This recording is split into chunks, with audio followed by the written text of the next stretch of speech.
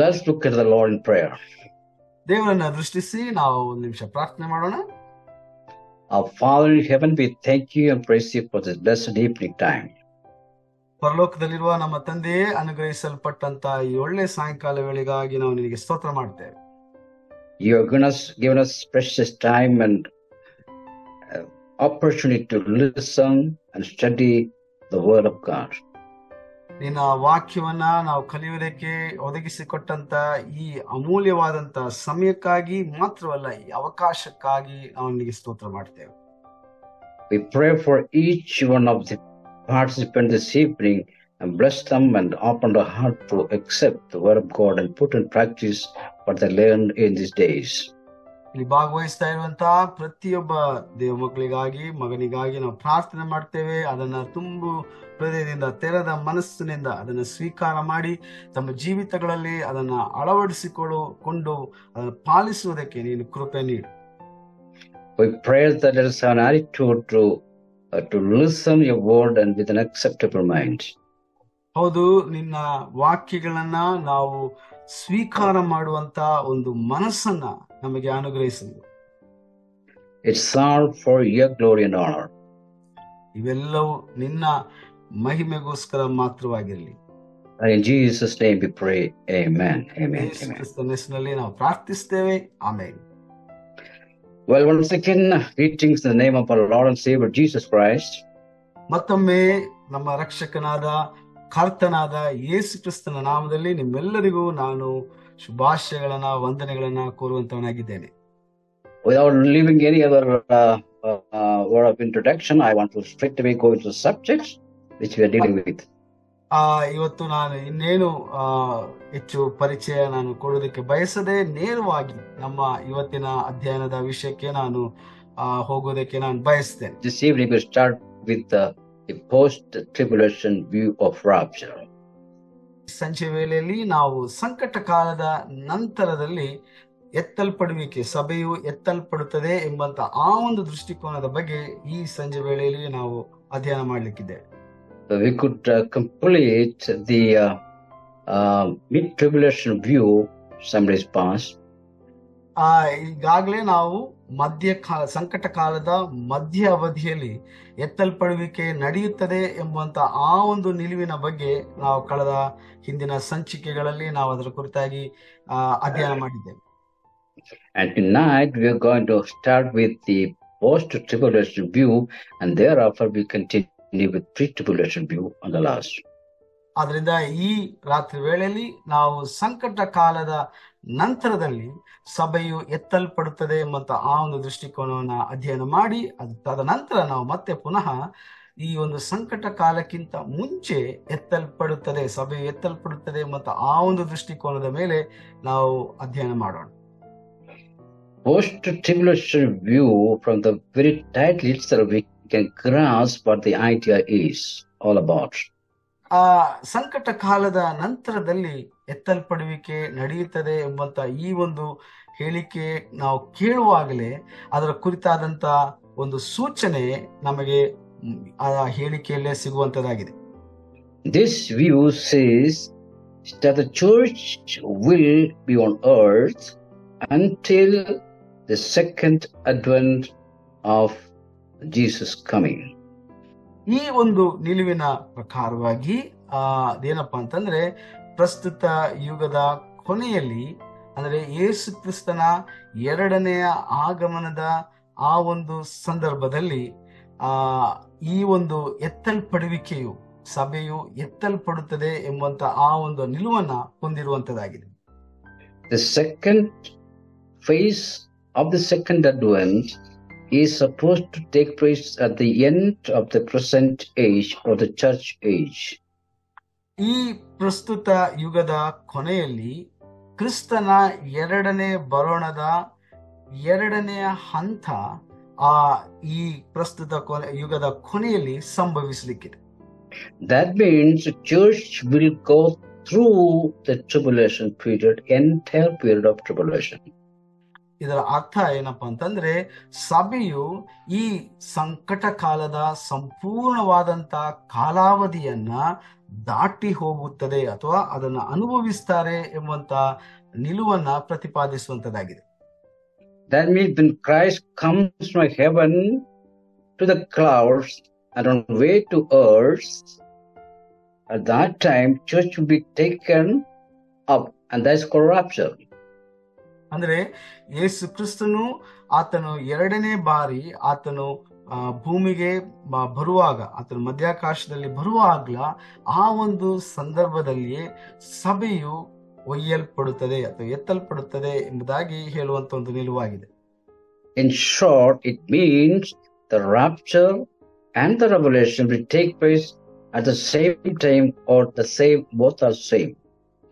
ಇನ್ನೊಂದು ಮಾತಿನಲ್ಲಿ ಹೇಳುವುದಾದರೆ ಸಭೆಯ ಎತ್ತಲ್ಪಡುವಿಕೆಯು ಮಾತ್ರವಲ್ಲದೆ ಪ್ರಕಟಣೆಯಲ್ಲಿ ನಡೆಯುವಂತ ಆ ಒಂದು ಅಂತಿಮ ಘಟನೆಗಳು, ಎರಡನೇ ಬರೋಣದಲ್ಲಿ ನಡೆಯುವಂತ ಘಟನೆಗಳು, ಇವೆರಡು ಒಂದೇ ಸಾರಿ ಒಂದೇ ಸಮಯದಲ್ಲಿ ನಡೆಯುವಂತ ಸಂಭವಗಳಾಗಿವೆ ಎಂಬುದಾಗಿ ಪ್ರತಿಪಾದಿಸುವಂತ ಒಂದು ದೃಷ್ಟಿಕೋನವಾಗಿದೆ ಇದು. According to this theory, these two events are not two events but one. ಈ ಒಂದು ಥಿಯರಿಯ ಪ್ರಕಾರವಾಗಿ ಅಥವಾ ಈ ನಿಲುವಿನ ಪ್ರಕಾರವಾಗಿ ಈ ಎರಡು ಘಟನೆಗಳು ಇದು ವಿಭಿನ್ನವಾದಂತ ಘಟನೆಗಳಲ್ಲ, ಬದಲಾಗಿ ಇವೆರಡು ಒಂದಕ್ಕೊಂದು ಹೊಂದಿಕೊಳ್ಳುವಂತ ಒಂದೇ ಘಟನೆಯಾಗಿದೆ. In the previous time, I think I have mentioned that rapture is exclusively for the church. ಹಿಂದಿನ ಸಂಚಿಕೆಗಳಲ್ಲಿ ನಾನು ಇದನ್ನು ಬಹಳ ಸ್ಪಷ್ಟವಾಗಿ ಹೇಳಿದ್ದೇನೆ. ಅದೇನಪ್ಪಾ ಅಂತಂದ್ರೆ ಎತ್ತಲ್ಪಡುವಿಕೆಯು ಇದು ಬಹಳ ಸ್ಪೆಸಿಫಿಕ್ ಆಗಿ, ಅಂದ್ರೆ ಬಹಳ ಸಭೆಗೆ ಮಾತ್ರ ಇದು ನಡೆಯುವಂತ ಒಂದು ಸಂಭವವಾಗಿದೆ. At the rapture, he never comes onto earth. ಈ ಎತ್ತಲ್ಪಡುವಿಕೆ ನಡೆಯುವಾಗ ಕ್ರಿಸ್ತನು ಭೂಮಿಗೆ ಬರುವುದಿಲ್ಲ. And for revelation, he comes to earth with the church.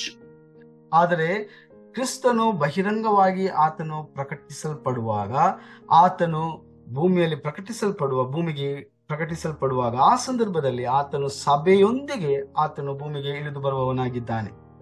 But according to the post-tribulation view, there is no such two events. Both are one and same and happen at the same time. ಆದರೆ ಈ ನಿಲುವಿನ ಪ್ರಕಾರವಾಗಿ, ಅಂದರೆ ಸಂಕಟ ಕಾಲದ ನಂತರ ಸಭೆಯು ಎತ್ತಲ್ಪಡುತ್ತದೆ ಎಂಬಂತ ಆ ಒಂದು ದೃಷ್ಟಿಕೋನದ ಪ್ರಕಾರವಾಗಿ ಇವೆರಡು ಘಟನೆಗಳು ವಿಭಿನ್ನವಾದಂತ ಘಟನೆಗಳಲ್ಲ, ಬದಲಾಗಿ ಇವೆರಡು ಒಂದೇ ಕಾಲಘಟ್ಟದಲ್ಲಿ ನಡೆಯುವಂತ ಒಂದೇ ಘಟನೆಯಾಗಿದೆ. That means the rapture takes place only after the entire tribulation period. That's why it is called post-tribulation rapture.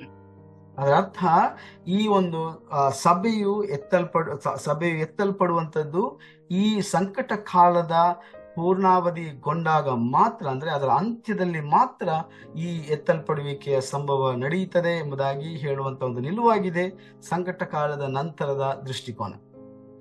And for this stand, they have certain basis to establish or to make up this theory.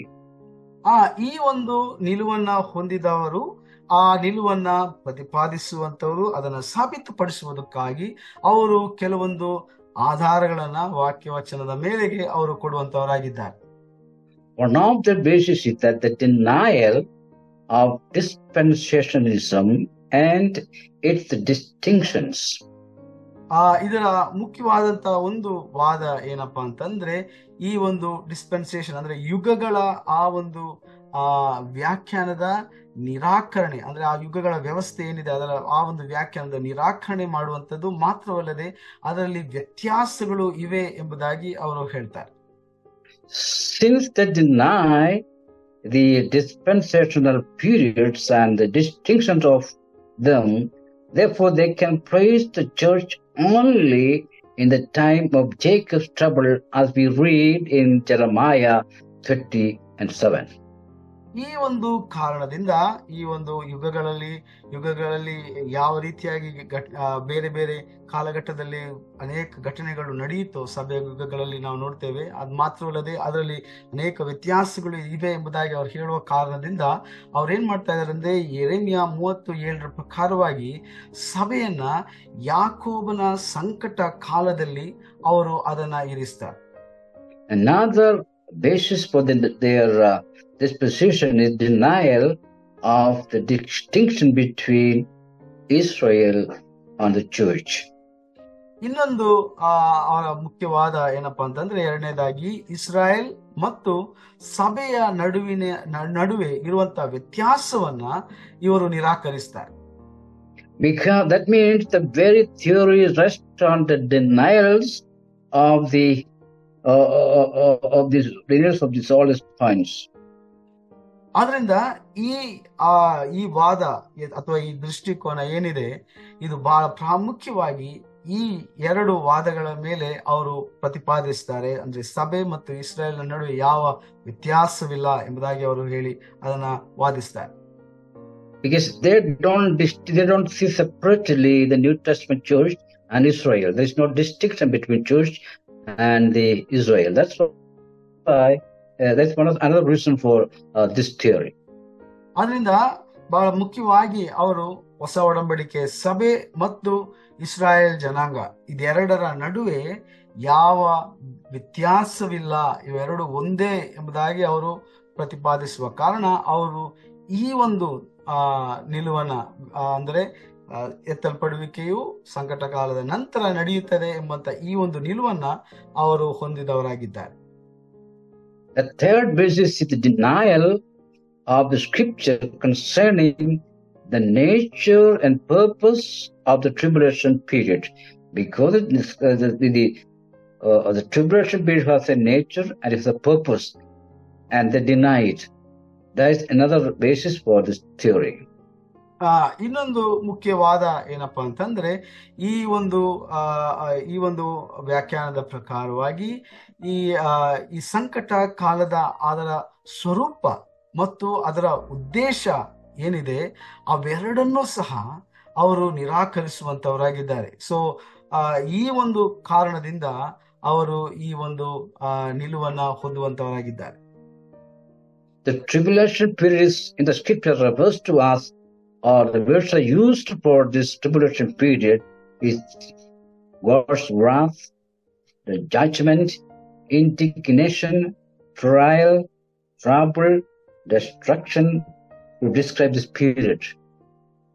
ಸತ್ಯವೇದದಲ್ಲಿ ನಾವು ನೋಡುವಾಗ ಈ ಸಂಕಟ ಕಾಲದ ಕಾಲಾವಧಿಯನ್ನ ಸೂಚಿಸುವುದಕ್ಕೋಸ್ಕರವಾಗಿ ಅನೇಕ ಪದಪ್ರಯೋಗಗಳನ್ನ ನಾವು ಗಮನಿಸಬಹುದು. ಅದರಲ್ಲಿ ಕೆಲವು ಪದಪ್ರಯೋಗಗಳು ಅದೇನಪ್ಪಾ ಅಂತಂದ್ರೆ ದೇವರ ಕೋಪ ಅಥವಾ ಕ್ರೋಧ, ದೇವರ ನ್ಯಾಯ ತೀರ್ಪು, ದೇವರ ಆಕ್ರೋಶ, ದೇವರ ಪರೀಕ್ಷೆ ಮಾಡುವಂಥದ್ದು, ತೊಂದರೆ, ವಿನಾಶ ಎಂಬಂತ ಈ ಪದಗಳನ್ನ ಬಳಸಿರುವುದನ್ನ ನಾವು ನೋಡ್ತೇವೆ. From this terms itself we can understand, or we can guess at least what will be the nature of this tribulation period and what the purpose of this tribulation. ಅದರಿಂದ ಈ ಪದಗಳನ್ನ ನಾವು ಸೂಕ್ಷ್ಮವಾಗಿ ಗಮನಿಸುವಾಗ ಈ ಸಂಕಟ ಕಾಲದ ಈ ಕಾಲಾವಧಿಯ ಅದರ ಸ್ವರೂಪ ಎಂತದಾಗಿರ್ತದೆ, ಅದರ ಉದ್ದೇಶ ಏನಾಗಿರ್ತದೆ ಎಂಬಂತ ವಿಚಾರಗಳನ್ನ ನಾವು ಗ್ರಹಿಸಬಹುದು. It's a period of war, wrath, the judgment of God, indignation, trials, troubles, destruction, etc. ಇದು ದೇವರು ಭೂಮಿಯ ಮೇಲೆ ತನ್ನ ಉಗ್ರ ಕೋಪವನ್ನ ತೋರಿಸುವಂತ ಕಾಲ ಸಮಯ, ಆತನು ನ್ಯಾಯ ತೀರಿಸುವಂತ ಕಾಲ ಸಮಯ, ಮಾತ್ರವಲ್ಲದೆ ಆತನು ಜನರ ಮೇಲೆ ಆಕ್ರೋಶಗೊಂಡು ಆತನು ಅವರನ್ನ ಅನೇಕ ತೊಂದರೆಗಳಿಂದ, ವಿನಾಶವಾದಂತ ಕಾರ್ಯಗಳಿಂದ ಅವರನ್ನ ದಂಡಿಸುವಂತ ಒಂದು ಕಾಲಘಟ್ಟವಾಗಿರ್ತದೆ. But the people who support the view of post-tribulation view of righteousness, they deny all these things. ಆದರೆ ಈ ನಿಲುವನ್ನ ಹೊಂದಿದಂತವರು ಈ ಎಲ್ಲ ಘಟನೆಗಳನ್ನ ಅವರು ನೇರವಾಗಿ ಅದನ್ನ ನಿರಾಕರಿಸುವಂತವರಾಗಿದ್ದಾರೆ. And fourthly, it's the denial of the distinction between rapture and second advent. We have already mentioned. ನಾವು ಈಗಾಗಲೇ ಹೇಳಿದ್ದೇವೆ. ನಾಲ್ಕನೆಯದಾಗಿ ಅವರ ವಾದ ಏನಪ್ಪಾ ಅಂತಂದ್ರೆ, ಎತ್ತಲ್ಪಡುವಿಕೆ ಮತ್ತು ಕ್ರಿಸ್ತನ ಎರಡನೇ ಆಗಮನದ ನಡುವೆ ಯಾವ ವ್ಯತ್ಯಾಸವೂ ಇಲ್ಲ, ಅಥವಾ ಇದೆರಡು ಒಂದೇ ಘಟನೆ ಎಂಬುದಾಗಿ ಅವರು ವಾದಿಸುವಂತವರಾಗಿದ್ದಾರೆ. A fifth basis to stipulate this theory, another reason is that denial of the doctrine of imminence. ಐದನೇದಾಗಿ ನಾವು ನೋಡುವಾಗ ಈ ಒಂದು ಸನ್ನಿಹಿತತೆಯ ಸಿದ್ಧಾಂತ ಏನಪ್ಪಾ ಅಂತಂದ್ರೆ, ಯಾವಾಗ ಬೇಕಾದರೂ, ಯಾವ ಗಳಿಗೆಯಲ್ಲಿ, ಯಾವ ಕ್ಷಣದಲ್ಲಿ ಬೇಕಾದರೂ ಯೇಸು ಕ್ರಿಸ್ತನು ಪ್ರತ್ಯಕ್ಷನಾಗಬಹುದು ಎಂಬುದಾಗಿ ಹೇಳುವಂತ ಒಂದು ಸಿದ್ಧಾಂತ. ಅದನ್ನು ನಾವು ಸನ್ನಿಹಿತತೆಯ ಸಿದ್ಧಾಂತ ಎಂಬುದಾಗಿ ಹೇಳ್ತೇವೆ. ಈ ಸಿದ್ಧಾಂತವನ್ನ, ಈ ನಿಲುವನ್ನ ಹೊಂದಿದಂತವರು ಅವರು ಅದನ್ನು ನಿರಾಕರಿಸುವಂತವರಾಗಿದ್ದಾರೆ. Doctrine of imminence means that Jesus can come at any time, but the post-tribulation view says that there will be multiple signs before or prior to this rapture. ಈ ನಾನು ಹೇಳಿದ ಹಾಗೆ ಸನ್ನಿಹಿತೆಯ ಸಿದ್ಧಾಂತವನ್ನ ಹೊಂದಿದಂತವರ ಪ್ರಕಾರವಾಗಿ, ಆ ಸಿದ್ಧಾಂತದ ಪ್ರಕಾರವಾಗಿ ಯೇಸು ಕ್ರಿಸ್ತನು ಯಾವ ಕ್ಷಣದಲ್ಲಿ ಬೇಕಾದರೂ ಆತನು ಭೂಮಿಯಲ್ಲಿ ಆತನು ಪ್ರತ್ಯಕ್ಷನಾಗಬಹುದು. ಆದರೆ ಈ ಎರಡನೆಯ ಈ ಒಂದು ನಿಲುವನ್ನು ಹೊಂದಿದ್ರು, ಅಂದ್ರೆ ಈ ಸಂಕಟ ಕಾಲದ ನಂತರ ಎತ್ತಲ್ಪಡುವಿಕೆ ಸಂಭವಿಸುತ್ತದೆ ಎಂಬುದಾಗಿ ನಂಬುವಂತ ಆ ನಿಲುವನ್ನ ಹೊಂದಿದಂತವರು ನಂಬುವುದೇನಪ್ಪ ಅಂತಂದ್ರೆ, ಈ ಒಂದು ಘಟನೆ ಅಂದ್ರೆ ಎತ್ತಲ್ಪಡುವಿಕೆ ನಡೆಯುವುದಕ್ಕಿಂತ ಮುಂಚಿತವಾಗಿ ಅನೇಕ ಸೂಚನೆಗಳು, ಅನೇಕ ಚಿಹ್ನೆಗಳು ಸಂಭವಿಸುತ್ತದೆ ಎಂಬುದಾಗಿ ಅವರು ನಂಬ್ತಾರೆ. That means first certain signs will be manifested, then the rapture take place. ಅಂದ್ರೆ ಇನ್ನೊಂದು ಮಾತಲ್ಲಿ ಹೇಳುವುದಾದ್ರೆ, ಎತ್ತಲ್ಪಡುವಿಕೆಯ ಮುಂಚಿತವಾಗಿ ಕೆಲವೊಂದು ಘಟನೆಗಳು, ಸೂಚನೆಗಳು ಕಾಣಿಸಲ್ಪಡುತ್ತದೆ. ಆ ಒಂದು ಸೂಚನೆಗಳ ನಂತರವಾಗಿ ಸಭೆ ಎತ್ತಲ್ಪಡುತ್ತದೆ ಎಂಬುದಾಗಿ ನಂಬ್ತಾರೆ. And the sixth point is that the denial of any future fulfillment of the prophecy of Daniel, that is from chapter 9, 24 to 27. ಆರನೇದಾಗಿ ನಾವು ನೋಡುವಾಗ, ದಾನಿಯೇಲನ ಪ್ರವಾದನೆಯಲ್ಲಿ ನುಡಿದಂತ ಪ್ರವಾದನೆಯ ಆ ಒಂದು ವಚನಗಳು ಏನಿವೆ, ಅದು ಭವಿಷ್ಯದಲ್ಲಿ ಅದು ನೆರವೇರುವುದಿಲ್ಲ ಎಂಬುದಾಗಿ ಅವರು ನಿರಾಕರಿಸುವಂತವರಾಗಿದ್ದಾರೆ. ಆ ಒಂದು ಪ್ರವಾದನೆಗಳು ನೆರವೇರುವುದಿಲ್ಲ ಎಂಬುದಾಗಿ ಅವರು ನಿರಾಕರಿಸ್ತಾರೆ. According to this view, they said that it's already happened, so there is no further fulfillment. ಈ ಒಂದು ದೃಷ್ಟಿಕೋನದ ಪ್ರಕಾರವಾಗಿ, ಅವರ ಪ್ರಕಾರವಾಗಿ ದಾನಿಯೇಲನ ಈ ಪ್ರವಾದನೆಗಳೇನಿವೆ ಇವೆಲ್ಲವೂ ಈಗಾಗಲೇ ನೆರವೇರಿವೆ, ಸಂಭವಿಸಿದವೆ. ಆದ ಕಾರಣ ಮತ್ತೆ ಇದು ಈ ಪ್ರವಾದನ ನುಡಿಗಳು ಅಥವಾ ಈ ಪ್ರವಾದನೆಗಳು ಮುಂದೆ ಭವಿಷ್ಯದಲ್ಲಿ ಅದು ಜರುಗುವುದಿಲ್ಲ ಎಂಬುದಾಗಿ ಅವರು ನಂಬ್ತಾರೆ. And seventh, they have to apply major passages of scripture that outlines God's program for Israel, that is Matthew 13, 24 to 25, Revelations 4 to 19 to church. ಹೀಗೆ ನಾವು ನೋಡ್ತೇವೆ.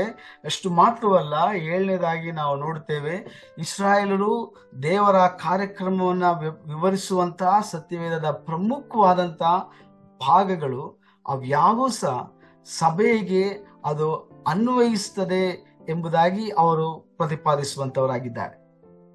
Actually, the above cited passages are for the Israel, not for church, but they apply these passages for the church, and they say so. Therefore, it is post-tribulation rapture.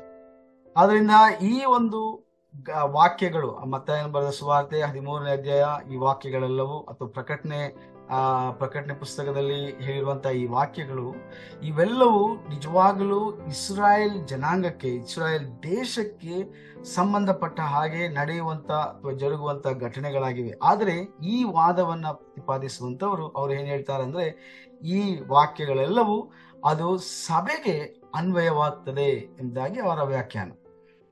Actually, the post-tribulation rapture position is based on the denials of the pre-tribulation position or arguments. ಈ ಸಂಕಟ ಕಾಲ ಅಂದ್ರೆ ಸಂಕಟ ಕಾಲದ ನಂತರ ಎತ್ತಲ್ಪಡುವಿಕೆ ಸಂಭವಿಸುತ್ತದೆ ಎಂಬುದಾಗಿ ಪ್ರತಿಪಾದಿಸುವಂತವರು ಅವರು ನೇರವಾಗಿ ಸಂಕಟ ಕಾಲದ ಪ್ರಾರಂಭವಾಗುವುದಕ್ಕಿಂತ ಮುಂಚೆ ಸಭೆಯು ಎತ್ತಲ್ಪಡುತ್ತದೆ ಎಂಬುದಾಗಿ ಹೇಳುವಂತ ಈ ಗುಂಪಿನವರ ಎಲ್ಲ ವಾದಗಳನ್ನ ನೇರವಾಗಿ ವಿರೋಧಿಸುವಂತ ಒಂದು ಗುಂಪಾಗಿದೆ ಈಗ ನಾವು ಅಧ್ಯಯನ ಮಾಡ್ತಾ ಇರುವಂತ ಈ ಒಂದು ದೃಷ್ಟಿಕೋನ. So these are some of the requirements or arguments, I should not say arguments, which are some of the basis on which the theory post-tribulation is built on. ಆದ ಕಾರಣ ಈಗ ನಾನು ಪಟ್ಟಿ ಮಾಡಿ ವಿವರಿಸಿದಂತ ಈ ಕೆಲವು ವಾದಗಳ ಅನುಸಾರವಾಗಿ ಅಂದ್ರೆ ವಾಕ್ಯ ಆಧಾರದ ಅನುಸಾರವಾಗಿ ಈ ನಿಲುವನ್ನ ಅವರು ಪ್ರತಿಪಾದಿಸ್ತಾರೆ. ಅದೇನಪ್ಪಾ ಅಂತಂದ್ರೆ ಸಂಕಟ ಕಾಲದ ನಂತರ ಅದರ ಕೊನೆಯಲ್ಲಿ ಸಭೆಯು ಎತ್ತಲ್ಪಡುತ್ತದೆ ಎಂಬುದಾಗಿ ಹೇಳ್ಕೊಂಡು ಅವರು ವಾದಿಸುವಂತದ್ದಾಗಿದೆ. So their theory stands on this basis. ಅದರಿಂದ ಅವರ ಇಡೀ ವ್ಯಾಖ್ಯಾನವು ಈ ಒಂದು ನಿಲುವುಗಳ ಮೇಲೆ ಆಧಾರಿತವಾಗಿದೆ. Now we look on to certain arguments of post-tribulation view. ಈಗ ಈ ಒಂದು ಸಂಕಟ ಕಾಲದ ನಂತರ ಸಭೆಯು ಎತ್ತಲ್ಪಡುತ್ತದೆ ಎಂಬುದಾಗಿ ಹೇಳುವಂತವರ ಆ ಒಂದು ದೃಷ್ಟಿಕೋನದ ವಿರುದ್ಧವಾಗಿ ಇರುವಂತ ಕೆಲವು ವಾದಗಳನ್ನ ನಾವು ನೋಡೋಣ. Or better say that we have to reply this basis, how it is fit to the scripture or not. ಇನ್ನೊಂದು ಮಾತಿನಲ್ಲಿ ಹೇಳುವುದಾದರೆ ಈ ಒಂದು ದೃಷ್ಟಿಕೋನ ಹೊಂದಿದಂತವರು ಆ ಒಂದು ದೃಷ್ಟಿಕೋನದವರಿಗೆ ನಾವು ಕೊಡುವಂತ ಒಂದು ಪ್ರತ್ಯುತ್ತರ ಅಥವಾ ಆ ಒಂದು ನಿಲುವನ್ನ ಹೊಂದಿದವರಿಗೆ ನಾವು ವಾಕ್ಯದ ಆಧಾರದ ಮೇಲೆ ಆ ನಿಲುವು ಸರಿಯೋ ಅಲ್ಲವೋ ಎಂಬುದಾಗಿ ಅದಕ್ಕೆ ಪ್ರತ್ಯುತ್ತರವಾಗಿ ಕೆಲವೊಂದು ವಾದಗಳನ್ನ ಇಲ್ಲಿ ಮುಂದೆ ನಾವು ಪ್ರಸ್ತುತಪಡಿಸ್ತಾ ಇದ್ದೇವೆ. The first argument is called the historical argument. ಮೊದಲನೇ ವಾದ ಅದೇನಪ್ಪಾ ಅಂತಂದ್ರೆ ಈ ನಿಲುವನ್ನು ಹೊಂದಿದವರ ವಿರುದ್ಧವಾಗಿ ಬರುವಂತ ಮೊದಲನೇ ವಾದ ಏನಪ್ಪಾ ಅಂತಂದ್ರೆ ಇದು ಐತಿಹಾಸಿಕವಾದಂತ ಒಂದು ವಾದವಾಗಿದೆ. They say that pre-tribulation view is a new doctrine comparatively that is developed by J.N. Darby somewhere in 1830 AD. ಅವರ ಪ್ರಕಾರವಾಗಿ J.N. ಡಾರ್ಬಿ ಅವರು 1838ರಲ್ಲಿ ಇತ್ತೀಚೆಗಷ್ಟೇ ಈ ಸಭೆಯು ಸಂಕಟ ಕಾಲಕ್ಕಿಂತ ಮುಂಚೆ ಎತ್ತಲ್ಪಡುತ್ತದೆ ಎಂಬುದಾಗಿ ಇರುವಂತ ಆ ಒಂದು ದೃಷ್ಟಿಕೋನವು ಬಹಳ ಹೊಸದಾಗಿ ಇತ್ತೀಚೆಗಷ್ಟೇ ಪ್ರತಿಪಾದಿಸಿದ್ದಾಗಿದೆ ಎಂಬುದಾಗಿ ಹೇಳಿಕೊಂಡು ವಾದ ಮಾಡ್ತಾರೆ. He belongs to the Brethren, or rightly the Plymouth Brethren Assembly or group of believers. ಡಾರ್ಬಿ ಎನ್ನುವಂತವರು ಅವರು ಒಬ್ಬ ಬ್ರದರನ್ ಪಂಗಡಕ್ಕೆ ಅಥವಾ ಸಭೆಯ ಆ ಒಂದು ಪಂಗಡಕ್ಕೆ ಸೇರಿದಂತ ಒಬ್ಬ ಬೋಧಕರಾಗಿದ್ದರು. ಅವರು ಇನ್ನು ಸ್ಪಷ್ಟವಾಗಿ ಹೇಳುವುದಾದ್ರೆ ಪ್ಲಿಮೌತ್ ಎಂಬಂತ ಆ ಒಂದು ಬ್ರದರನ್ ಪಂಗಡಕ್ಕೆ ಸೇರಿದವರಾಗಿದ್ದರು. So the argument is that down from 1st century AD to the 19th century, that is 1830, there was no such a doctrine called pre-tribulation view. ಅದರ ಮುಖ್ಯವಾದ ಏನಪ್ಪಾ ಅಂತಂದ್ರೆ 1ನೇ ಶತಮಾನದಿಂದ 18ನೇ ಶತಮಾನದವರೆಗೆ ಅಂದ್ರೆ ಡಾರ್ಬಿ ಅವರ ಆ ಒಂದು ಕಾಲಘಟ್ಟದವರೆಗೆ ಸಭೆಯು ಯಾವುದೇ ರೀತಿಯಲ್ಲಿ ಈ ಒಂದು ರೀತಿಯಾದಂತ ಬೋಧನೆ ಅದೇನಪ್ಪಾ ಅಂತಂದ್ರೆ ಸಂಕಟ ಕಾಲದ ಮುಂಚೆ ಸಭೆಯು ಎತ್ತಲ್ಪಡುತ್ತದೆ ಎಂಬಂತ ಆ ಒಂದು ಬೋಧನೆ ಸಭೆಯ ಕಾಲಘಟ್ಟದಲ್ಲಿ ಎಲ್ಲಿಯೂ ಸಹ ನಾವು ಕಂಡು ಬರುವುದಿಲ್ಲ ಎಂಬುದಾಗಿ ಹೇಳುವಂತ ಒಂದು ವಾದ. So historically, pre-tribulation view of rapture is comparatively a very new doctrine or new teaching. So historically, it has no position from the period of Apostle down to 1830 AD. ಆದ್ರಿಂದ ಈ ಐತಿಹಾಸಿಕವಾಗಿ ಅಂದ್ರೆ ಅಪೋಸ್ತಲರಾಗಲಿ ಅವರ ಬೋಧನೆಗಳಲ್ಲಿ ಅವರ ಬೋಧನೆಗಳಿಂದ ಆ ಬೋಧನೆಗಳ ಕಾಲ ಸಮಯದಿಂದ ಹಿಡಿದುಕೊಂಡು 18ನೇ ಶತಮಾನದವರೆಗೂ ಸಹ ಸಭೆ ಎಲ್ಲಿಯೂ ಸಹ ಈ ಒಂದು ನಿಲುವನ್ನ ಹೊಂದಿರಲಿಲ್ಲ. ಅಂದ್ರೆ ಸಂಕಟ ಕಾಲದ ಮುಂಚೆ ಸಭೆಯು ಎತ್ತಲ್ಪಡುತ್ತದೆ ಎಂಬಂತ ಆ ಒಂದು ಬೋಧನೆ ಆಗಲಿ, ಆ ಒಂದು ನಿಲುವನ್ನ ಸಭೆ ಹೊಂದಿರದ ಕಾರಣ ಇದು ಐತಿಹಾಸಿಕವಾಗಿ ಬಹಳ ಒಂದು ಹಳೆಯ ಒಂದು ಸಿದ್ಧಾಂತವಲ್ಲ ಅಥವಾ ಒಂದು ವಾದ ಒಂದು ನಿಲುವಲ್ಲ. ಆದ್ರಿಂದ ಇದು ಬಹಳ ಇತ್ತೀಚಿನ ಕಾಲದಲ್ಲಿ ಅಂದ್ರೆ 18ನೇ ಶತಮಾನದಿಂದ ಮಾತ್ರ ಸಭೆ ಇಂಥ ಒಂದು ಬೋಧನೆಯನ್ನ ಸ್ವೀಕಾರ ಮಾಡಿಕೊಂಡು ಬಂದಿದೆ ಎಂಬುದಾಗಿ ಅವರು ವಾದಿಸ್ತಾರೆ. So we need to reply to this argument. ಅದರಿಂದ ಈ ಒಂದು ವಾದಕ್ಕೆ ನಾವು ಪ್ರತ್ಯುತ್ತರವಾಗಿ ಅದಕ್ಕೆ ಸರಿಯಾದಂತ ಒಂದು ಪ್ರತಿಕ್ರಿಯೆಯನ್ನ ನಾವು ಕೊಡಬೇಕಾಗಿದೆ. What we have to say is that if the pre-tribulation is a new doctrine or teaching from 1830, if that is case, then justification by faith is also very new doctrine. ಆದ್ರಿಂದ ಈ ಒಂದು ವಾದಕ್ಕೆ ನಾವು ಪ್ರತ್ಯುತ್ತರವಾಗಿ ನಾವು ಕೊಡುವುದಾದ್ರೆ, ಒಂದು ವೇಳೆ ನಾವು ಹೇಳುವುದಾದರೆ ಸಭೆಯು ಈ ಸಂಕಟ ಕಾಲದ ಮುಂಚಿತವಾಗಿ ಎತ್ತಲ್ಪಡುತ್ತದೆ ಎಂಬಂತ ಈ ನಿಲುವು ಹೊಸದಾಗಿರುವುದಾದರೆ, ಹಾಗಾದರೆ ಅದೇ ರೀತಿಯಾಗಿ ಇನ್ನೊಂದು ಸಿದ್ಧಾಂತ ಉಂಟು. ಅದೇನಪ್ಪ ಅಂತಂದ್ರೆ ಜಸ್ಟಿಫಿಕೇಶನ್ ಬೈ ಫೇತ್, ಅಂದ್ರೆ ನಾವು ನಂಬುವಂಥದ್ದು ಅಥವಾ ನಮ್ಮ ನಂಬಿಕೆಯು ಅದು ನಮ್ಮ ರಕ್ಷಣೆಯು ನಮ್ಮ ನಂಬಿಕೆಯಿಂದ ಉಂಟಾದದ್ದು ಎಂಬಂತ ಆ ಒಂದು ಸಿದ್ಧಾಂತ ಏನಿದೆ, ಅದು ಸಹ ಬಹಳ ಇತ್ತೀಚೆಗಷ್ಟೇ ನಾವು ಕಂಡು ಬರುವಂತ ಒಂದು ಸಭೆಯ ಒಂದು ಬೋಧನೆಯಾಗಿದೆ. We know that the doctrine justification of faith by faith was developed during the time of Reformation.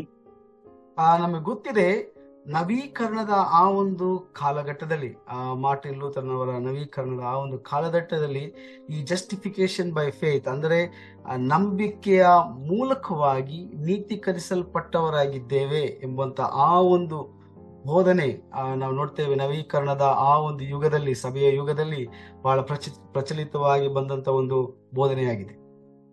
If anybody deny the doctrine of tribulation on the basis of historical events, then we also equally have to deny the doctrine of justification by faith, because it is also developed after a long time from the apostolic period.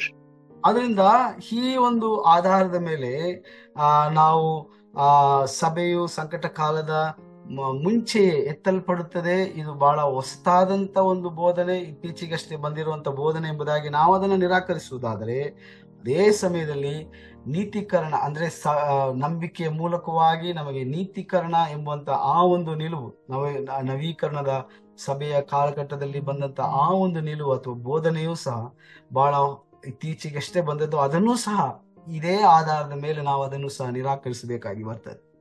So this historical argument will not stand. ಆದ್ರಿಂದ ಇದು ಐತಿಹಾಸಿಕವಾದಂತ ಒಂದು ವಾದ ಎಂಬುದಾಗಿ ಇದನ್ನು ನಾವು ತಿರಸ್ಕರಿಸುವುದಕ್ಕೆ ನಾವು ಸಾಧ್ಯವಿಲ್ಲ. Then about imminency. ಅದೇ ರೀತಿಯಾಗಿ ಎರಡನೆಯ ವಾದ ಸನ್ನಿಹಿತತೆಯ ಒಂದು ವಾದ. So we should note that early church lived in the belief of imminency. ನಾವು ಗಮನಿಸಬೇಕು, ಆದಿ ಸಭೆಯು ಅಂದ್ರೆ ಪ್ರಾರಂಭದ 1ನೇ ಶತಮಾನದ ಸಭೆಯು ಅವರೆಲ್ಲರೂ ಒಟ್ಟಾಗಿ ನಂಬುವಂತ ಒಂದು ವಿಚಾರವಾಗಿತ್ತು. ಅದೇನಂದ್ರೆ ಕ್ರಿಸ್ತನು ಯಾವ ಗಳಿಗೆಯಲ್ಲಿಯೂ ಅಥವಾ ಯಾವ ಕ್ಷಣದಲ್ಲಿ ಬೇಕಾದರೂ ಆತನು ಮತ್ತೆ ಎರಡನೇ ಬಾರಿ ಆತನು ಪ್ರತ್ಯಕ್ಷನಾಗ್ತಾನೆ ಎಂಬಂತ ಒಂದು ನಿಲುವನ್ನು ಹೊಂದಿದವರಾಗಿದ್ರು. The only difference is that it was not developed in a systematic theological way. ಒಂದೇ ವ್ಯತ್ಯಾಸ ಏನಪ್ಪಾ ಅಂತಂದ್ರೆ, ಇದನ್ನ ಅವರು ದೈವಶಾಸ್ತ್ರದ ರೀತಿಯಲ್ಲಿ ಅದನ್ನ ಸರಿಯಾದ ರೀತಿಯಲ್ಲಿ ಶಿಸ್ತುಬದ್ಧವಾಗಿ ಅದನ್ನ ಅವರು ಆ ಒಂದು ಬೋಧನೆಯನ್ನ ಅವರು ಪ್ರತಿಪಾದಿಸಿಕೊಂಡು ಬಂದಿರಲಿಲ್ಲ. But the scripture, if you read, we can say that they lived in a situation of imminency or imminent coming of Jesus Christ. ಆದ್ರೆ ಸತ್ಯವೇದವನ ವಾಕ್ಯಗಳನ್ನ ನಾವು ಗಮನಿಸುವಾಗ ಬಹಳ ಸ್ಪಷ್ಟವಾಗಿ ಅವರು ಕ್ರಿಸ್ತನು ಯಾವ ಗಳಿಗೆಯಲ್ಲಿ ಬೇಕಾದರೂ ಆತನು ಪ್ರತ್ಯಕ್ಷನಾಗಬಹುದು ಎಂಬಂತ ಆ ಒಂದು ಎದುರುನೋಟದೊಡನೆ ಅವರು ತಮ್ಮ ಜೀವಿತಗಳನ್ನ ಜೀವಿಸ್ತಾ ಇದ್ರು. And for that, pre-tribulation is the only position inconsistent with that their imminency. ಆದ್ರಿಂದ ಆ ಒಂದು ನಿಲುವಿಗೆ ಬಹಳ ಸರಿಬೀಳುವಂತ ಒಂದು ದೃಷ್ಟಿಕೋನವಾಗಿದೆ. ಎತ್ತಲ್ಪಡುವಿಕೆಯು ಅದು ಸಂಕಟ ಕಾಲದ ಮುಂಚೆ, ಸಂಕಟ ಕಾಲ ಪ್ರಾರಂಭವಾಗುವ ಮುಂಚೆ ನಡೆಯುತ್ತದೆ ಎಂಬಂತ ಒಂದು ನಿಲುವು. When we study the history of church, we understand that each church era has been occupied with a particular doctrinal controversy that led to a discussion, a revision, and formulation until general acceptance of the teaching of the scripture is confirmed. ಆದ್ರಿಂದ ನಾವು ನೋಡ್ತೇವೆ ಸಭೆಯ ಕಾಲಘಟ್ಟದಲ್ಲಿ, ಸಭೆಯ ಯುಗದಲ್ಲಿ ನಾವು ನೋಡುವಾಗ, ಪ್ರತಿಯೊಂದು ಕಾಲಘಟ್ಟದಲ್ಲಿಯೂ ಸಹ ನಾವು ನೋಡುವಾಗ ಸಭೆಯು ಹೊಸದಾದಂತ ಒಂದು ಸಿದ್ಧಾಂತಗಳನ್ನ ಅದು ಮುಂದೆ ತರುವಾಗ ಅದಕ್ಕೆ ವಾದವಾಗಿ ಪ್ರತಿವಾದವಾಗಿ ಅನೇಕ ರೀತಿಯಲ್ಲಿ ಅದಕ್ಕೆ ಚರ್ಚೆಗಳು ಮತ್ತು ಅದಕ್ಕೆ ವಾದ ಪ್ರತಿವಾದಗಳನ್ನ ಅದನ್ನ ಮಂಡಿಸಿ ಆ ಸಿದ್ಧಾಂತಗಳನ್ನ ಅದನ್ನ ಸರಿಪಡಿಸಿಕೊಂಡು ಅದನ್ನ ಸರಿಯಾದ ರೀತಿಯಲ್ಲಿ ಕ್ರಮಪಡಿಸಿ ಅದನ್ನ ಮತ್ತೆ ಪುನಃ ಪ್ರತಿಪಾದಿಸಿರುವುದನ್ನ ನಾವು ಕಾಣ್ತೇವೆ. The doctrines are not formed in a day or in a fine morning. ಈ ಸಿದ್ಧಾಂತಗಳು, ಸತ್ಯವೇದ ಈ ಸಿದ್ಧಾಂತಗಳು ಇದು ಯಾವುದೋ ಒಂದು ಕ್ಷಣದಲ್ಲಿ ಅಥವಾ ಒಂದೇ ದಿನದಲ್ಲಿ ಅಥವಾ ಒಂದೇ ಗಳಿಗೆಯಲ್ಲಿ ಅದು ಹುಟ್ಟಿಕೊಂಡು ಬರಲಿಲ್ಲ, ಅದನ್ನ ಪ್ರತಿಪಾದಿಸಲಿಲ್ಲ. Better to say that the teachings or the doctrines are not developed in a day or in a century, ಇದು ಒಂದೇ ದಿನದಲ್ಲಿ ಅಥವಾ ಒಂದು ಇಡೀ ಶತಮಾನವನ್ನು ಸಹ ತೆಗೆದುಕೊಂಡಿಲ್ಲ ಈ ಒಂದು ಸಿದ್ಧಾಂತಗಳನ್ನ ಅದನ್ನ ರೂಪಿಸುವುದಕ್ಕೋಸ್ಕರವಾಗಿ. The doctrines are developed according to Holy Spirit is illuminated in the heart of the children of God. ಈ ಎಲ್ಲ ಸಿದ್ಧಾಂತಗಳು ಅದು ದೈವ ಆತ್ಮ ಪ್ರೇರಿತವಾಗಿ, ಅಂದ್ರೆ ಪವಿತ್ರ ಆತ್ಮನ ಪ್ರೇರಣೆಯಿಂದ, ಆತನ ಬೆಳಕಿನಿಂದ ಮೂಡಿ ಬರುವಂತ ಒಂದು ಸಿದ್ಧಾಂತಗಳಾಗಿವೆ. So according to the illumination received by the servant of God, they study the word of God, and from that they make a doctrine or teaching. ಹಾಗೆ ದೇವ ಭಕ್ತರು ದೇವರ ವಾಕ್ಯವನ್ನ ಅಭ್ಯಾಸ ಮಾಡುವಾಗ ದೇವ ಆತ್ಮನು ಅವರನ್ನ ಪ್ರೇರೇಪಿಸಿ ಅವರಿಗೆ ಆ ಒಂದು ಜ್ಞಾನವನ್ನ ಅನುಗ್ರಹಿಸುವುದರ ಮೂಲಕವಾಗಿ ಈ ಸಿದ್ಧಾಂತಗಳು ಸಭೆಗೆ ಕೊಡಲ್ಪಟ್ಟದಾಗಿದೆ. Well, I'm stopping here because I don't have much time to explain how it went down through the centuries. ನಾನು ಇದನ್ನು ಇಲ್ಲೇ ನಿಲ್ಲಿಸ್ತೇನೆ, ಯಾಕಂದ್ರೆ ನನಗೆ ಸಮಯಾವಕಾಶ ಹೆಚ್ಚು ಇಲ್ಲ. ಯಾಕಂದ್ರೆ ಅನೇಕ ಶತಮಾನಗಳಿಂದ ಯಾವ ರೀತಿಯಾಗಿ ಈ ಸಿದ್ಧಾಂತಗಳು ಸಭೆಯ ತಲೆಮಾರುಗಳಿಗೆ ಕೊಡಲ್ಪಟ್ಟದ್ದಾಗಿತ್ತು ಎಂಬಂತ ವಿವರಣೆಯನ್ನ ನಾನು ವಿವರಿಸುವುದಕ್ಕೆ ಸಾಧ್ಯವಾಗುವುದಿಲ್ಲ ಬಹುಶಃ. One thing can be taken into granted: the entire theology was formulated through age. ಆದರೆ ಒಂದು ಸ್ಪಷ್ಟವಾಗಿ ನಾವು ತಿಳ್ಕೊಳ್ಬಹುದು, ಅದೇನಪ್ಪ ಅಂತಂದ್ರೆ ಈ ದೈವ ಶಾಸ್ತ್ರವು ಅದು ಅನೇಕ ಯುಗಗಳಲ್ಲಿ ಅದು ರೂಪಾಂತರಗೊಂಡು ನಮಗೆ ಅದು ನಮ್ಮ ಕೈಗಳಲ್ಲಿ ಕೊಡಲ್ಪಟ್ಟದ್ದಾಗಿದೆ. The 2nd century was the period of apologetics and of the vindication of the fundamental ideas of all religions in conflict with the paganism and with the Gnostics.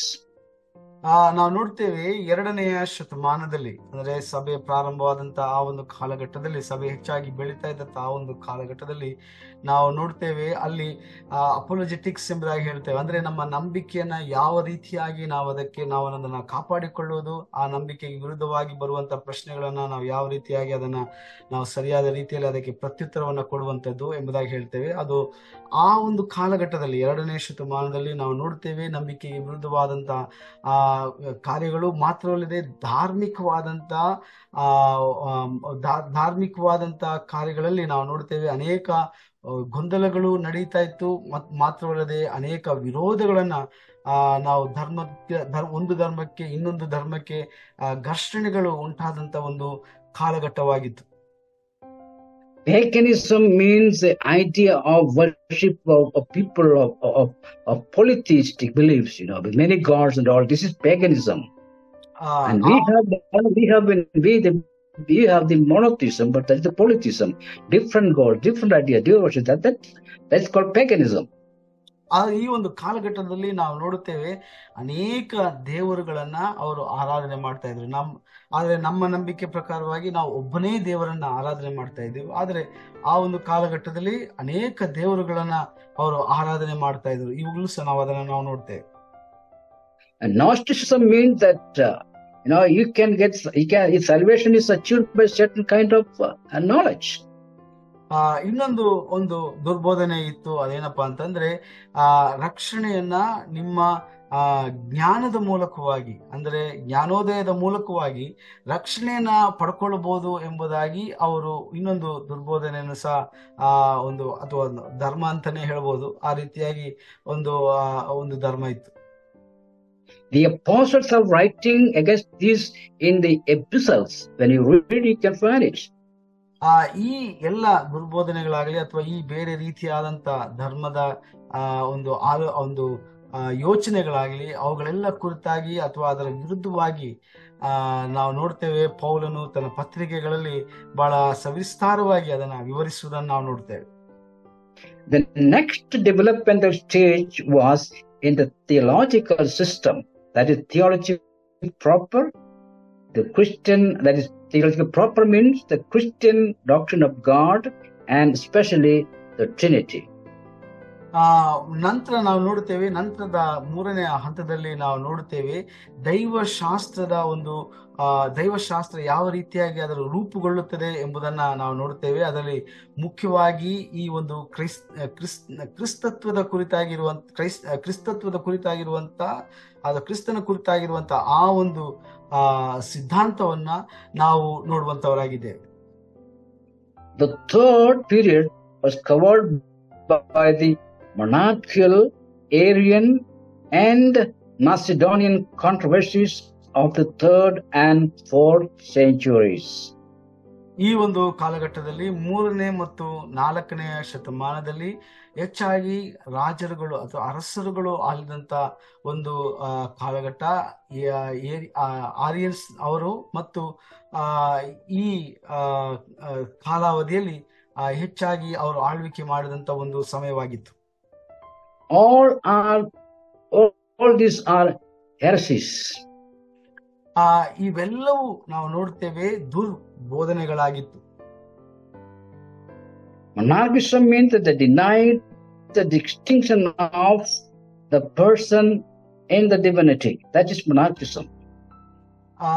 ಮೊನಾರ್ಕಿಸಂ ಎಂಬುದಾಗಿ ಹೇಳುವಾಗ ಕ್ರಿಸ್ತನ ದೈವಿಕತ್ವವನ್ನ, ಆತನ ದೈವತ್ವವನ್ನ ಅವರು ನಿರಾಕರಿಸುವಂತವರಾಗಿದ್ದರು. ಇದು ಒಂದು ರೀತಿಯಾದಂತ ಒಂದು ದುರ್ಬೋಧನೆ ಆಗಿತ್ತು.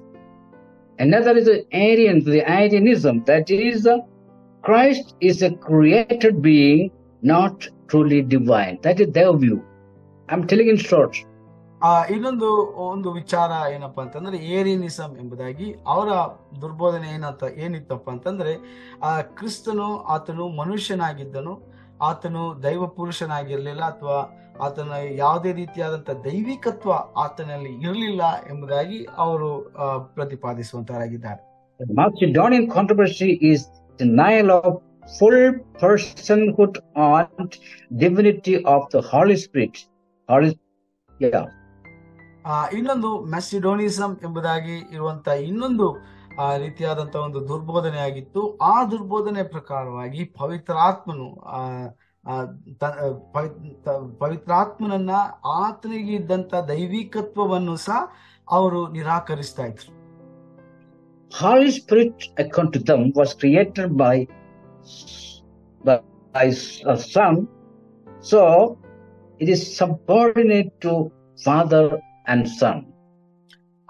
ಅವರ ಒಂದು ನಿಲುವಿನ ಪ್ರಕಾರವಾಗಿ ಪವಿತ್ರಾತ್ಮನು ಒಬ್ಬ ಸೃಷ್ಟಿಯಾಗಿದ್ದನು, ಅಂದ್ರೆ ತಂದೆಯ ಮತ್ತು ಮಗನ ಸೃಷ್ಟಿಯಾಗಿದ್ದನು. ಆದ್ರಿಂದ ತಂದೆ ಮತ್ತು ಮಗನಿಗೆ ಸೇವಕನಾಗಿ ಪವಿತ್ರಾತ್ಮನನ್ನ ನೋಡುವಂತ ಒಂದು ದೃಷ್ಟಿಕೋನವನ್ನು ಹೊಂದಿದವರಾಗಿದ್ರು.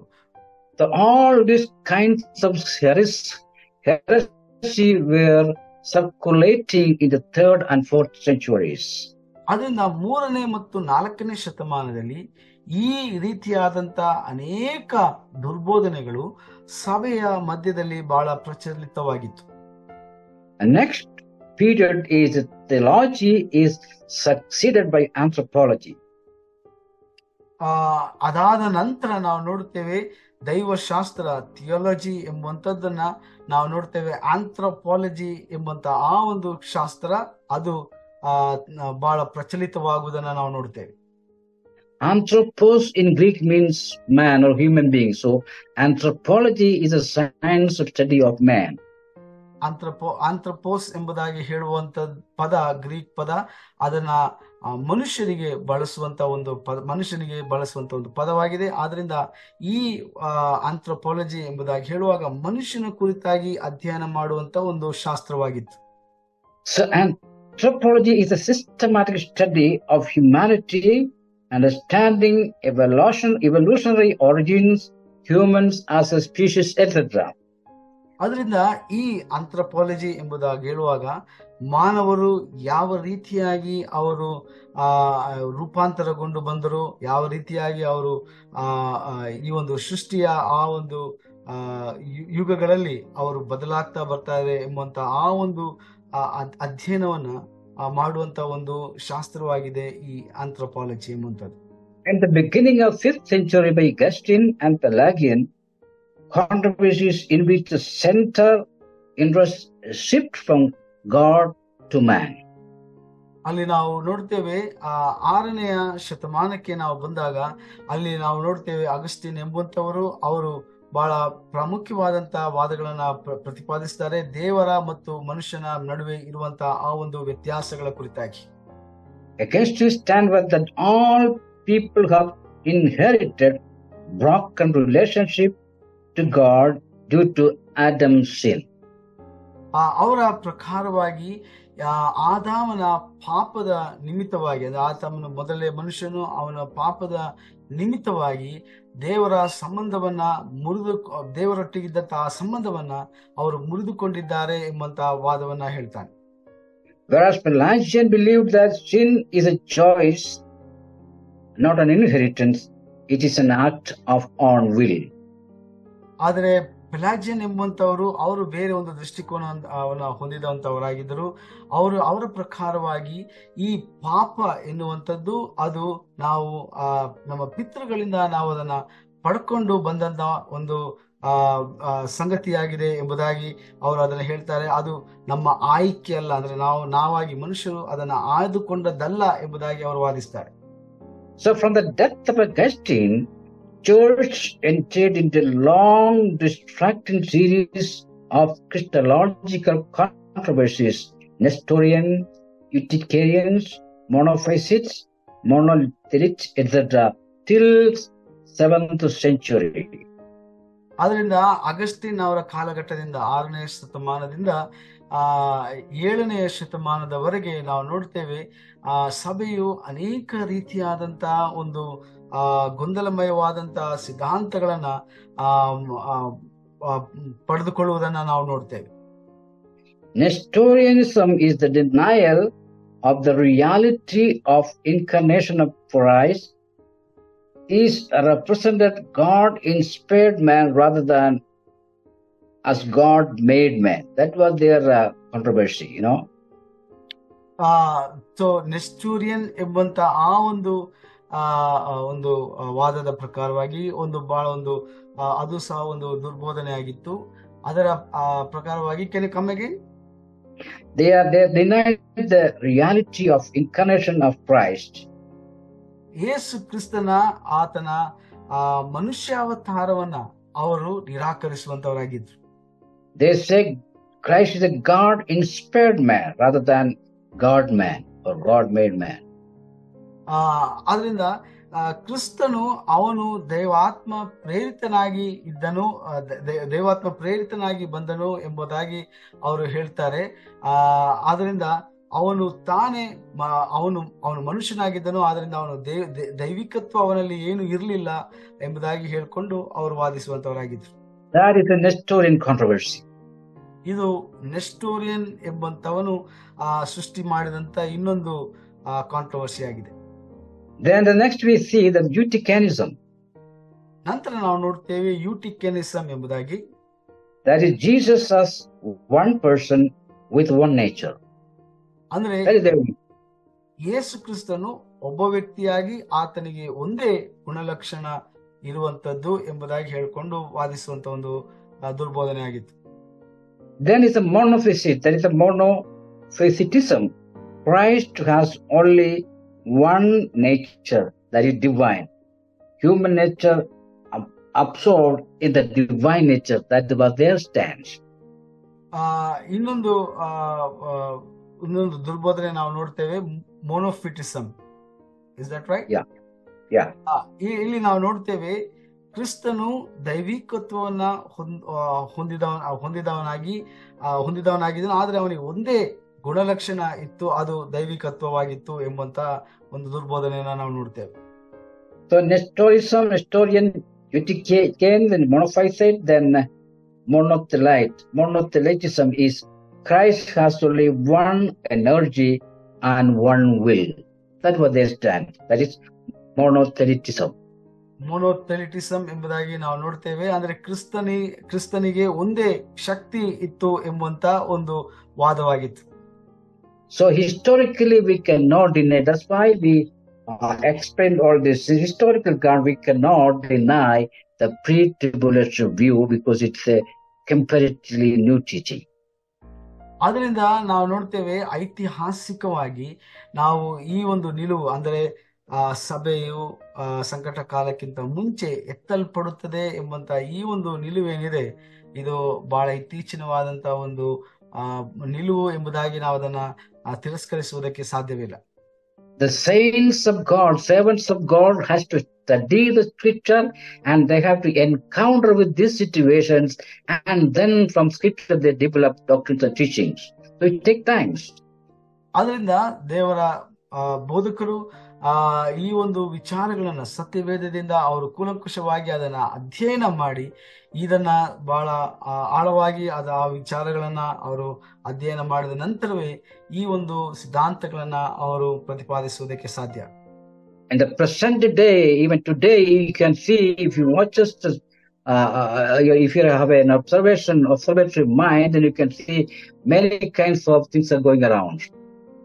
ಇವತ್ತು ಸಹ ನೀವು ಕುಲಂಕುಷವಾಗಿ ನೀವು ಗಮನಿಸುವುದಾದರೆ ಅನೇಕ ಸಭೆಗಳಲ್ಲಿ ಸಹ ಅನೇಕ ರೀತಿಯಾದಂತ ವಿಭಿನ್ನವಾದಂತ ಬೋಧನೆಗಳು ಬಹಳಷ್ಟು ಪ್ರಚಲಿತವಾಗಿರುವುದನ್ನ ನಾವು ಗಮನಿಸಬಹುದು. They call it revival. ಅದನ್ನ ಅವರು ಉಜ್ಜೀವನ ಎಂಬುದಾಗಿ ಅವರು ಕರೀತಾರೆ. So now the situation come, we have to study the word according to the situation happening. That's the way it's going on. ಆದ್ರಿಂದ ನಾವು ಬಹಳ ಎಚ್ಚರಿಕೆಯಿಂದ ನಾವು ಸತ್ಯವೇದವನ್ನ ನಾವು ಕೂಲಂಕುಷವಾಗಿ ನಾವು ಅದರ ಈ ಸನ್ನಿವೇಶಗಳಲ್ಲಿ ನಾವು ಅದನ್ನ ಅಧ್ಯಯನ ಮಾಡಬೇಕು. So on the basis of historical ground, we cannot deny the pre-tribulation view, or also we cannot accept the post-tribulation view of rapture. ಅದರಿಂದ ಐತಿಹಾಸಿಕವಾದಂತ ಆ ಒಂದು ವಾದದ ಆಧಾರದ ಮೇರೆಗೆ ನಾವು ಈ ಸಭೆಯು ಸಂಕಟ ಕಾಲಕ್ಕಿಂತ ಮುಂಚಿತವಾಗಿ ಎತ್ತಲ್ಪಡುತ್ತದೆ ಎಂಬಂತ ಆ ಒಂದು ನಿಲುವನ್ನ ತಿರಸ್ಕರಿಸುವುದಕ್ಕೆ ಸಾಧ್ಯವಿಲ್ಲ. ಅದೇ ರೀತಿಯಾಗಿ ಈ ಸಂಕಟ ಕಾಲದ ನಂತರ ಸಭೆಯು ಎತ್ತಲ್ಪಡುತ್ತದೆ ಎಂಬಂತ ಆ ಒಂದು ವಾದವನ್ನ ನಾವು ಸ್ವೀಕಾರ ಮಾಡುವುದಕ್ಕೆ ಸಾಧ್ಯವಿಲ್ಲ. So the second argument is that argument against imminence that we have already seen. ಎರಡನೆಯ ಒಂದು ವಾದ ಅದೇನಪ್ಪ ಅಂತಂದ್ರೆ ಸನ್ನಿಹಿತತೆಯ ವಿರುದ್ಧವಾಗಿರುವಂತ ವಾದ. ಇದನ್ನ ಈಗಾಗಲೇ ನಾವು ಅದರ ಬಗ್ಗೆ ನಾವು ಹೇಳಿದ್ದೇವೆ.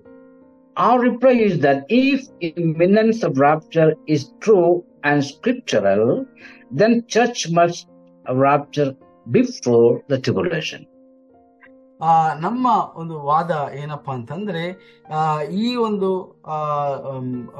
ಎತ್ತಲ್ಪಡುವಿಕೆಯು ಅದು ಸಂಕಟ ಕಾಲದ ಮುಂಚೆ ಅದು ನಡೆಯಬೇಕೆಂಬುದಾಗಿ ಇರುವುದಾದರೆ ಅದು ಖಂಡಿತವಾಗಲೂ ಈ ಒಂದು ಸಿದ್ಧಾಂತದ ಮೇರೆ, ಅಂದ್ರೆ ಸನ್ನಿಹಿತತೆಯ ಆ ಒಂದು ಸಿದ್ಧಾಂತದ ಮೇರೆ ಅದು ನಡೆಯಬೇಕಾಗಿದೆ. According to the post-tribulation view, the destruction of Jerusalem, death of Peter, imprisonment of Paul, the program set in Matthew 28:19-20, apostasy, makes imminence impossible. ಅವರ ಪ್ರಕಾರವಾಗಿ ಯೆರೂಸಲೇಮಿನ ನಾಶ, ಮಾತ್ರವಲ್ಲದೆ ಪೇತ್ರನ ಮರಣ, ಪೌಲನ ಸೆರೆವಾಸ ಮತ್ತು ಈ ಒಂದು ಇಸ್ರಾಯೇಲ್ನ ಕಾರ್ಯಕ್ರಮ ಪ್ರಾರಂಭವಾಗುವಂತ ಈ ಒಂದು ಕಾಲಘಟ್ಟ ಏನಿದೆ, ಮಾತ್ರವಲ್ಲದೆ ಧರ್ಮಭ್ರಷ್ಟತೆ ಇತ್ಯಾದಿಗಳು ಇವೆಲ್ಲವೂ ಸಹ ಈ ಒಂದು ಸನ್ನಿಹಿತತೆ ಸಂಭವಿಸುವುದಕ್ಕೆ ಸಾಧ್ಯವಾಗದೆ ಮಾಡುವಂತ ಒಂದು ಘಟನೆಗಳಾಗಿವೆ. They have the same scripture what we have. ಅವರಿಗೆ ಇರುವಂತ ಅದೇ ಧರ್ಮಶಾಸ್ತ್ರ ನಮ್ಮ ಕೈಯಲ್ಲೂ ಸಹ ಇದೆ. But they understand it a different way. That's the difficulty. ಆದರೆ ಸಮಸ್ಯೆ ಏನಪ್ಪಾ ಅಂತಂದ್ರೆ ಅವರು ಅರ್ಥ ಮಾಡಿಕೊಳ್ಳುವಂತ ರೀತಿ ವಿಭಿನ್ನವಾಗಿದೆ. Our reply is that the very people who received such announcements themselves believed in the imminent return of Christ. ನಮ್ಮ ಪ್ರಕಾರವಾಗಿ ಈ ಒಂದು ವಿಚಾರವನ್ನ ಹೊಂದಿದಂಥವರು ಅವರು ಸನ್ನಿಹಿತತೆಯನ್ನ ಅವರು ಅಂದ್ರೆ ಯೇಸು ಕ್ರಿಸ್ತನು ಯಾವ ಗಳಿಗೆಯಲ್ಲಿ ಬೇಕಾದ್ರೂ ಬರ್ತಾನೆ ಎಂಬಂತ ಆ ಒಂದು ನಂಬಿಕೆಯನ್ನ ಹೊಂದಿದವರಾಗಿದ್ರು. The doctrine of imminency is taught in passages like that we have seen given the references. Please note. ಈ ಒಂದು ಸನ್ನಿಹಿತತೆಯ ಈ ಒಂದು ಸಿದ್ಧಾಂತದ ಕುರಿತಾಗಿ ಸತ್ಯವೇದದಲ್ಲಿ ಆಧಾರವಾಗಿ ಅನೇಕ ರೆಫರೆನ್ಸ್ ವಚನಗಳನ್ನ ನಾವು ಈ ನೋಟ್ಸ್ ನಲ್ಲಿ ನಾವು ಕೊಟ್ಟಿದ್ದೇವೆ. ನೀವು ಇವಾಗಲೇ ಅದನ್ನ ನೀವು ಕಾಣ್ತಾ ಇದ್ದೀರಿ. In Didache writing, Didache means teaching materials, not narrative. ಡೈಡಾಕೆ ಎಂಬುದಾಗಿ ನಾವು ಹೇಳುವಾಗ ಅದು ಬೋಧನೆಗೆ ಬೋಧಿಸುವುದಕ್ಕೆ ಬಳಸುವಂತ ಕೆಲವು ಬರಹಗಳಾಗಿವೆ. Didache means teaching, a teacher, didaskalos, the teaching, the teaching, the writings of teaching, not like a historical book like Acts or like a narrative like Gospels, but in Didache, that is epistles, it is written that, be ye ready, for ye know not the hour in which our Lord cometh. That clearly say imminence of Christ is coming. ಅಂದ್ರೆ ಡಿಡಾಕೆ ಎಂಬುದಾಗಿ ಹೇಳುವಾಗ ಇದು ಪತ್ರಿಕೆಗಳಂದ್ರೆ ಬೋಧನೆಗಳಾಗಿವೆ. ಸಭೆಗೆ ಕೊಟ್ಟಂತ ಪತ್ರಿಕೆಗಳ ಮೂಲಕವಾಗಿ ಕೊಟ್ಟಂತ ಬೋಧನೆಗಳಾಗಿವೆ. ಇವು ಒಂದು ಕಥೆಯಲ್ಲ ಅಥವಾ ಇದು ಒಂದು ಐತಿಹಾಸಿಕವಾದಂತ ಪುಸ್ತಕವಲ್ಲ ಅಥವಾ ಅಪೊಸ್ತಲರ ಕೃತ್ಯಗಳ ಹಾಗೆ ಐತಿಹಾಸಿಕವಾದಂತ ಒಂದು ಬರವಣಿಗೆಗಳಲ್ಲ. ಸೊ ಅದರಿಂದ ಡಿಡಾಕೆ ಎಂಬುದಾಗಿ ಹೇಳುವಾಗ ಅದು ಬೋಧನೆಗೆ ಸಂಬಂಧಪಟ್ಟಂತ ವಾಕ್ಯಗಳು ಅಥವಾ ವಚನ ಭಾಗಗಳಾಗಿವೆ. ಈ ಒಂದು ವಾಕ್ಯ ಭಾಗದ ಪ್ರಕಾರವಾಗಿ ನಾವು ನೋಡ್ತೇವೆ ಅದೇನಪ್ಪಾ ಅಂತಂದ್ರೆ ಪ್ರಕಟಣೆಗಳನ್ನ ನಾವು ಸ್ವೀಕರಿಸಿದ ಅದೇ ಜನರು ಶೀಘ್ರದಲ್ಲೇ ಮರಳುತ್ತಾರೆ ಎಂಬುದಾಗಿ ನಂಬಿದ್ರು.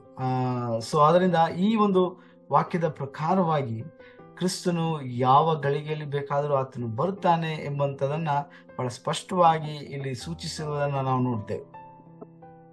So post-tribulation view of rapture cannot be found or cannot be built on this basis on argument against imminence. ಅದರಿಂದ ಈ ಒಂದು ನಿಲುವು ಅದೇನಪ್ಪ ಅಂದ್ರೆ ಸಂಕಟ ಕಾಲದ ನಂತರ ಸಭೆಯು ಎತ್ತಲ್ಪಡುತ್ತದೆ ಎಂಬಂತ ಈ ನಿಲುವು ಏನಿದೆ ಅದು ಸನ್ನಿಹಿತತೆಯ ಆ ಒಂದು ಸಿದ್ಧಾಂತದ ವಿರುದ್ಧವಾಗಿದೆ. So I think this will do for tonight because I cannot go further in the next point because about lack of time. ಆದ್ರಿಂದ ಈ ರಾತ್ರಿ ವೇಳೆಗೆ ಇಲ್ಲಿಯೇ ನಾನು ನಿಲ್ಲಿಸುವುದಕ್ಕೆ ನಾನು ಬಯಸ್ತೇನೆ. ಯಾಕಂದ್ರೆ ನಮಗೆ ಸಮಯ ಇನ್ನು ಹೆಚ್ಚು ಇಲ್ಲದ ಕಾರಣ ನಾನು ಇಲ್ಲಿಂದ ಮತ್ತೆ ಮುಂದುವರಿಯುವುದಕ್ಕೆ ನಾನು ಬಯಸುವುದಿಲ್ಲ. So we have seen what post-tribulation view of rapture is and the basis for this theory and also three of its arguments. ಅದರಿಂದ ಈ ಸಂಜೆ ವೇಳೆಯಲ್ಲಿ ನಾವು ಈ ಎತ್ತಲ್ಪಡುವಿಕೆಯು ಸಂಕಟ ಕಾಲದ ನಂತರ ನಡೆಯುತ್ತದೆ ಎಂಬುವಂತ ಆ ಒಂದು ದೃಷ್ಟಿಕೋನವನ್ನ ಪ್ರತಿಪಾದಿಸುವುದಂತ ಅಥವಾ ಅದಕ್ಕೆ ಆಧಾರವಾಗಿರುವಂತಹ ಕೆಲವು ನಿಲುವುಗಳನ್ನ ನಾವು ನೋಡ್ಕೊಂಡಿದ್ದೇವೆ. ಹೆಚ್ಚು ಕಡಿಮೆ 7 ನಿಲುವುಗಳು ಅಥವಾ 7 ಸ್ಥಾನಗಳು ಇದಕ್ಕೆ ಆಧಾರವಾಗಿ ನಾವು ನೋಡ್ಕೊಂಡಿದ್ದೇವೆ. ಅದು ಮಾತ್ರವಲ್ಲದೆ ಆ ಒಂದು ನಿಲುವಿಗೆ ಪ್ರತ್ಯುತ್ತರವಾಗಿ ವಾಕ್ಯಕ್ಕೆ ಅನುಗುಣವಾಗಿ ಅದಕ್ಕೆ ಪ್ರತ್ಯುತ್ತರವಾಗಿ ಅಥವಾ ನನ್ನ ಮಾತಿನಲ್ಲಿ ಹೇಳಿದ್ರೆ ಅದಕ್ಕೆ ವಿರುದ್ಧವಾಗಿರುವಂತ 3 ವಾದಗಳನ್ನು ಸಹ ನಾವು ಅಧ್ಯಯನ ಮಾಡಿಕೊಂಡಿದ್ದೇವೆ. Why we are taking this portion details, the positive and negative points, because you should be equipped enough to stand against any question in your life, as a teacher, the preacher, or the pastor. ನಾವು ಯಾಕೆ ಈ ವಿಚಾರಗಳನ್ನ ಅಥವಾ ಈ ಸಂಗತಿಗಳನ್ನೆಲ್ಲ ಬಹಳ ಕೂಲಂಕುಷವಾಗಿ ಸಮಯ ತಕ್ಕೊಂಡು ನಾವು ಇದನ್ನ ವಿವರಿಸ್ತಾ ಇದ್ದೇವೆ ಅಂದ್ರೆ, ಯಾವ ಯಾವುದೇ ಒಂದು ದೃಷ್ಟಿಕೋನವಾಗಿರ್ಬೋದು ಅಥವಾ ಯಾವುದೇ ಒಂದು ನಿಲುವಾಗಿರ್ಬೋದು, ಎತ್ತಲ್ಪಡುವಿಕೆಗೆ ಸಂಬಂಧಪಟ್ಟವಾಗಿ ನೀವೊಬ್ಬರು ಸೇವಕರಾಗಿರ್ಬೋದು ಅಥವಾ ಬೋಧಕರಾಗಿರ್ಬೋದು ಅಥವಾ ಒಬ್ಬ ವಿಶ್ವಾಸಿ ಆಗಿರ್ಬೋದು, ಈ ನಿಲುವುಗಳಿಗೆ ಪ್ರತ್ಯುತ್ತರವಾಗಿ ಅಥವಾ ಅದಕ್ಕೆ ಪ್ರತಿಕ್ರಿಯಿಸುವಾಗ ನಿಮ್ಮ ನಿಲುವನ್ನ ನೀವು ಸರಿಯಾದ ರೀತಿಯಲ್ಲಿ ಅದಕ್ಕೆ ಸರಿಯಾದ ರೀತಿಯಲ್ಲಿ ನೀವು ಉತ್ತರಿಸುವುದಕ್ಕೆ ಸಾಧ್ಯವಾಗುವಂತದ್ದಾಗಿದೆ. We should be in a position to prove from the scripture about our stance. ಸತ್ಯವೇದದ ಆಧಾರದ ಮೇರೆಗೆ ನಮ್ಮ ನಿಲುವು ಏನಿದೆ ಅದನ್ನ ನಾವು ಸರಿಯಾದ ರೀತಿಯಲ್ಲಿ ನಾವು ಅದನ್ನ ಪ್ರತಿಪಾದಿಸುವುದಕ್ಕೆ ನಾವು ಸಿದ್ಧರಾಗಿರಬೇಕು. It should not be our opinion. ಇದು ನಮ್ಮ ಒಂದು ಅನಿಸಿಕೆ ಅಥವಾ ನಮ್ಮ ಒಂದು opinion ಆಗಿರಬಾರ್ದು. When somebody asks a question about scripture, we should not say, I think, but you say, this is the good scripture. You say the scripture and you have to explain it. ಆದ್ರಿಂದ ಯಾರಾದ್ರೂ ನಮಗೆ ಸತ್ಯವೇದದಿಂದ ನಮಗೆ ಪ್ರಶ್ನೆ ಕೇಳುವುದಾದ್ರೆ ಆ ಪ್ರಶ್ನೆಗೆ ನಾನು ಹೀಗೆ ಆಲೋಚನೆ ಮಾಡ್ತೇನೆ ಅಥವಾ ನನ್ನ ಪ್ರಕಾರವಾಗಿ ಈ ಪ್ರಶ್ನೆಗೆ ಹೀಗೆ ಉತ್ತರ ಇರಬಹುದು ಎಂಬಂತ ಆ ಒಂದು ರೀತಿಯಾಗಿ ನಾವು ಉತ್ತರಿಸದೆ ಬದಲಾಗಿ ನೇರವಾಗಿ ಇದು ಸತ್ಯವೇದದಿಂದ ಇಲ್ಲಿ ಹೀಗೆ ಹೇಳ್ತಾರೆ, ಇದು ಹೀಗೆ ಇದೆ ಎಂಬುದಾಗಿ ನಾವು ನೇರವಾಗಿ ಅದಕ್ಕೆ ಸರಿಯಾದ ರೀತಿಯಲ್ಲಿ ಉತ್ತರಿಸುವುದಕ್ಕೆ ನಾವು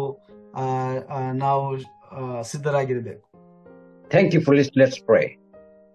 ಇದನ್ನ ನೀವು ಬಹಳ ಶ್ರಮದಿಂದ ನೀವು ಇದನ್ನ ಕೇಳಿದಕ್ಕಾಗಿ ನಾನು ನಿಮಗೆ ಧನ್ಯವಾದಗಳನ್ನು ಸಲ್ಲಿಸ್ತೇನೆ. ನಾವು 1 ನಿಮಿಷ ನಾವು ಪ್ರಾರ್ಥನೆ ಮಾಡೋಣ. Thank you, Lord, for giving this time.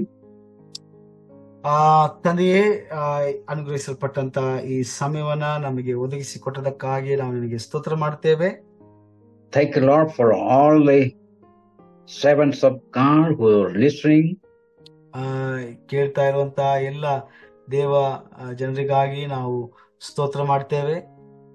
We pray that each one of you with a mind to listen, to understand your word. ಪ್ರತಿಯೊಬ್ಬರಿಗೂ ಸ್ವಾಮಿ ಕರ್ತನೆ, ನೀನು ಈ ವಾಕ್ಯಗಳನ್ನ ಕೇಳುವುದಕ್ಕೂ ಅದನ್ನ ತಿಳ್ಕೊಳ್ಳುವುದಕ್ಕೂ ಸ್ವಾಮಿ ನೀನು ಅವರಿಗೆ ಮನಸ್ಸನ್ನು ಅನುಗ್ರಹಿಸು. Lord, also pray for Jason for giving a correct and very clear interpretation. ಅದೇ ಸಮಯದಲ್ಲಿ ಬಹಳ ಉತ್ತಮವಾದಂತ ಭಾಷಾಂತರವನ್ನ ಮಾಡಿದಂತ ಜೇಸನ್ ಅವರಿಗಾಗಿ ಸಹ ನಾವು ಸ್ತೋತ್ರ ಮಾಡ್ತೇವೆ. And also for each member of the team builders. ಅಷ್ಟು ಮಾತ್ರವಲ್ಲದೆ ಈ ಒಂದು ಬಿಲ್ಡರ್ಸ್ ತಂಡದಲ್ಲಿರುವಂತಹ ಪ್ರತಿಯೊಬ್ಬ ಸದಸ್ಯರಿಗಾಗಿ ನಾವು ಪ್ರಾರ್ಥಿಸ್ತೇವೆ. Thank you, Lord. We ask in Jesus' name. ಯೇಸು ಕ್ರಿಸ್ತನ ಹೆಸರಿನಲ್ಲಿ ನಾವು ಪ್ರಾರ್ಥಿಸ್ತೇವೆ. ನಿಮಗೆ ಧನ್ಯವಾದಗಳು ತಂದೆಯೇ. Amen. Amen. ಆಮೆನ್. ಆಮೆನ್.